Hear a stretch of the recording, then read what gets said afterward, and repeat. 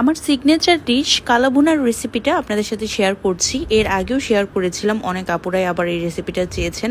2 KG পরিমাণ গরুর মাংস নিয়েছি আজকের রান্নার জন্য। এখানে হাড়, চর্বি, মাংস, কলিজা সব সহই নিয়েছি। ভুনার রান্নার ক্ষেত্রে এই মশলাগুলো কিন্তু ইউজ করতেই হবে। সবুজ এলাচ, কালো এলাচ, কাবাব চিনি, দারুচিনি, এলাচ, সেই সাথে নিয়েছি লং, আর নিলাম কালো গোলমরিচ আর তেজপাতা।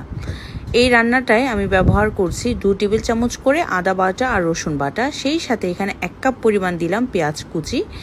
এখানে স্বাদ মতো দিচ্ছি লাল মরিচের গুঁড়া, আর এটার পরিমাণটা একটু বেশি দিয়েছি। ধনিয়ার গুঁড়া দিয়েছি 1.5 টেবিল চামচ পরিমাণ, হলুদের গুঁড়া দিয়েছি 1 টেবিল চামচ পরিমাণ, আর পেঁয়াজ বেরেস্তা এখানে আমি প্রায় 1.5 কাপের মতো দিয়েছি। এই রান্নায় কিন্তু পেঁয়াজ বেরেস্তাটা একটু বেশি ব্যবহার করতে হবে। স্বাদ মতো দিলাম এখানে লবণ, আর পেঁয়াজ বেরেস্তার যে তেলটা ছিল সেটা পুরোটাই এই রান্নায় ব্যবহার করছি। খুব ভালো করে কিন্তু এবার মাখিয়ে নেওয়ার পালা। কালা ভুনার টেস্ট অনেকটাই নির্ভর করে এই মাখানোটার উপর।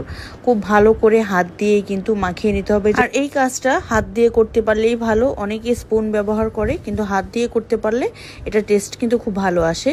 এবার রান্নাটা চুলায় বসিয়ে দিলাম।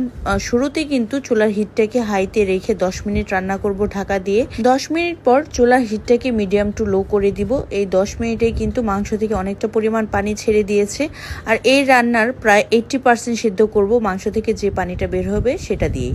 এখন দিয়ে দিলাম 1 চা চামচ পরিমাণ জয়ফল। আমি একটা জয়ফল বেটে দিয়েছি, আর জয়ত্রী এখানে আমি 2-3 টুকরা ব্যবহার করছি। এটা আমি বাটা দিয়ে নিয়ে হাত দিয়ে একটু ছিঁড়ে দিয়ে দিচ্ছি।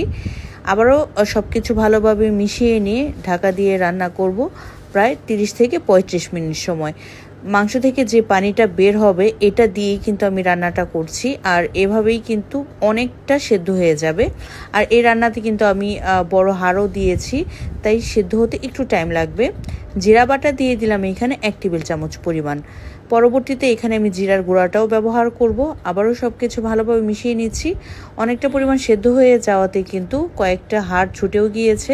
এখানে গরম পানি আমি 2 কাপ পরিমাণ দিচ্ছি। যেহেতু কালা ভুনায় কোনো ঝোল রাখবো না, তাই এখানে শুধুমাত্র পানিটা ততটুকুই ব্যবহার করব যতটা দিলে মাংসটা প্রপারলি সেদ্ধ হবে। এবার এখানে দিয়ে দিলাম 1 টেবিল চামচ পরিমাণ জিরার গুঁড়া, আর দিলাম এখানে 2 টেবিল চামচ পরিমাণ রাঁধুনির গুঁড়া।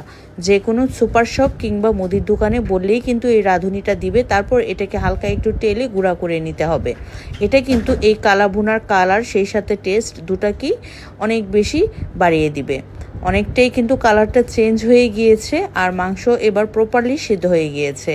এবার কালা ভুনার আরেকটা মেন পার্ট হচ্ছে এই মাংসটাকে কিন্তু বাগার দিতে হবে। এর জন্য কড়াই আমি নিয়ে নিলাম প্রায় 1/2 কাপ পরিমাণ সরিষার তেল, সেই সাথে দিলাম 2 বড় রসুনের কোয়া, আর দিলাম 2 টেবিল চামচ পরিমাণ পেঁয়াজ কুচি আর 2 শুকনো মরিচ। এবার এটাকে একটু ভালো করে ভেজে নিব। রান্না করা মাংসটা থেকে কিছুটা পরিমাণ মাংস কিন্তু এই তেলের মধ্যে আমি দিয়ে দিব, আর একটু সময় ভেজে নিয়ে ঢাকা দিয়ে রান্না করব 1 মিনিট সময়। এই পার্টটা কিন্তু কোনোভাবেই স্কিপ করা যাবে না। কালা ভুনার টেস্ট এটার উপর অনেক বেশি নির্ভর করে। তারপর এই বাগার দেওয়া মাংসটাকে আমি রান্না করা মাংসের পাতিলে ঢেলে দিয়ে রান্না করব ততক্ষণ পর্যন্ত যতক্ষণ না পর্যন্ত এটার কালারটা চেঞ্জ হয়ে একদম কালো কালো হয়ে যায়। চাইলে কিন্তু আরও অনেক বেশি এটাকে কালচে করা যাবে, কিন্তু এটার অথেন্টিক টেস্ট কিন্তু এভাবেই আসে। এই রেসিপিটা কিন্তু আমি একবার একটা চ্যানেলেও শেয়ার করেছিলাম। দুর্দান্ত স্বাদের এই কালা ভুনা গরম ভাত, রুটি, পরোটা, পোলাও সব কিছুর সাথে দারুণ লাগে খেতে। তো আশা করছি আজকের আমার এই কালো ভুনার রেসিপিটা আপনাদের কাছে খুবই ভালো লেগেছে। ভিডিওটা ভালো লাগলে শেয়ার করতে ভুলবেন না।